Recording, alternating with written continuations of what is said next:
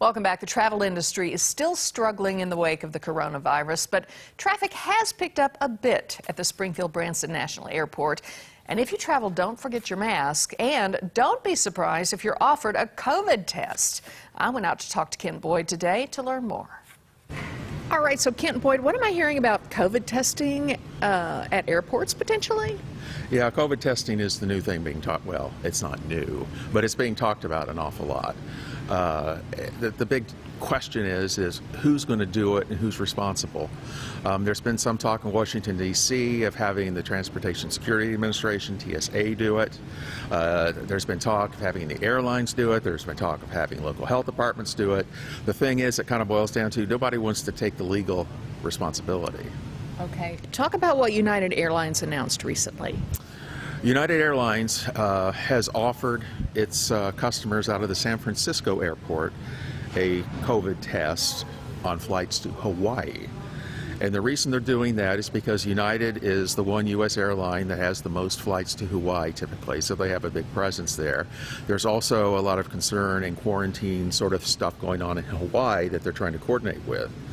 So the bottom line is that anybody in this country, if they want to go to Hawaii and to get that test, if they go through San Francisco, they can do it.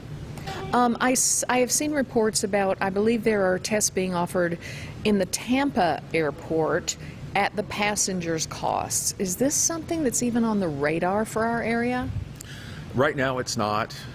It's typically more on the radar at big hub airports like a Tampa or a San Francisco, LAX. But it's going to take a while to filter down to a market this size, a city this size. And the reason is that, relatively speaking, there are few passengers here, but at those bigger airports going to more places, there are a lot more people where you could get tested. Okay. All right, outside of the testing, how are things going at the airport? I noticed the gift shop is back open. Well, the gift shop's back open, and to sort of put it in perspective, in early April, the passenger numbers down here were down 93%, which is terrible, of course. They're now only down 50%, which is a whole lot better, but still terrible. The bottom line really is that the airlines as a whole are still in survival mode. They are not in recovery mode, it's a survival mode. So what they're trying to do is figure out how to get people to fly again, and the COVID test is one of the ways they might do that. So as far as travel goes, remind us again what we need to do if we're planning to travel. It's really not going to take any more time just because there are so fewer people flying, but you need to have a mask because you're not going to fly on an American airline without a mask. It just won't happen. Delta Airlines has gone so far as to turn the plane around in the air as somebody takes off the mask and refuses to put it back on.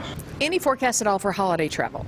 There really aren't any forecasts for the holidays. In normal times, airline analysts can look 6 and 7 months out. Right now, it's 2 or 3 weeks out. People are buying at the last minute, according to the airlines. They're not typically booking far ahead. So they're making that decision at the last minute. The best guess is that travel's still going to be way down for the holidays. So if people are booking last minute, that's because there's room left. Yeah, there's room left, and I think some people are realizing that it's a little bit cheaper right now to fly. I've read some data that says nationally, on average, the price of fare is down about 30%. Okay. Kent Boyd, thank you.